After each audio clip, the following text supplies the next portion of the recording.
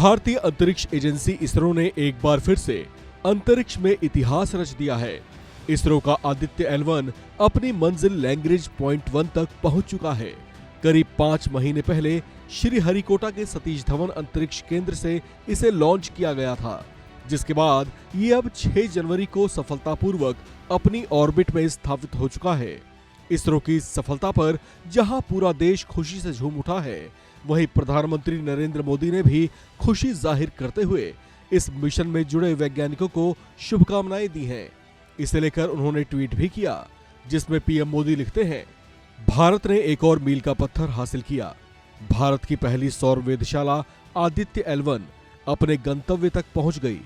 सबसे जटिल अंतरिक्ष मिशनों में से एक को साकार करने में हमारे वैज्ञानिकों के अथक समर्पण को प्रणाम है।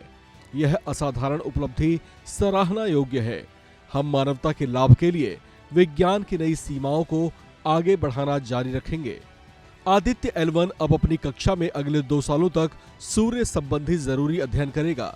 इसे उस ऑर्बिट में लॉन्च कर दिया गया है जिसे लैंग्रेज पॉइंट 1 कहा जाता है। ये वो स्थान है जहां सूर्य और पृथ्वी का गुरुत्वाकर्षण बल लगभग एक जैसा होता है। 2 सितंबर को लॉन्च किए गए आदित्य L1 को अपने ऑर्बिट में पहुंचने में पूरे 110 दिन का वक्त लगा है। अब यह जरूरी अध्ययन की शुरुआत करेगा। अंतरिक्ष वैज्ञानिक RC कपूर ने आदित्य L1 के मिशन से जुड़ी कुछ बड़ी बातें बताई हैं। So there is a solar exclusion zone, and which is about 5 degrees. So we place our satellite in a halo orbit. This halo orbit is perpendicular to the line of sight towards the sun. So in moving in that orbit, our satellite is always looking at the sun. So 24 hours a day and all the days of the year, it is going to observe the sun. For ISRO, reaching L1 and placing a satellite in an orbit around it is remarkable. It's for the first time.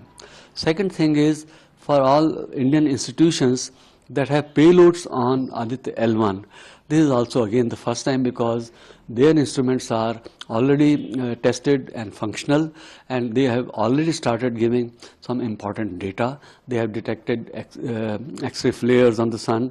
They have taken the pictures of the sun in ultraviolet light in different filters, and also measured the charged particles densities and velocities that are coming from the sun. These are electrons, protons, helium nuclei that are at high speeds coming from the sun. Aditya L1 की सफलता के बाद भारत के लिए सूर्य से जुड़े रहस्यों के अध्ययन के रास्ते खुल गए हैं।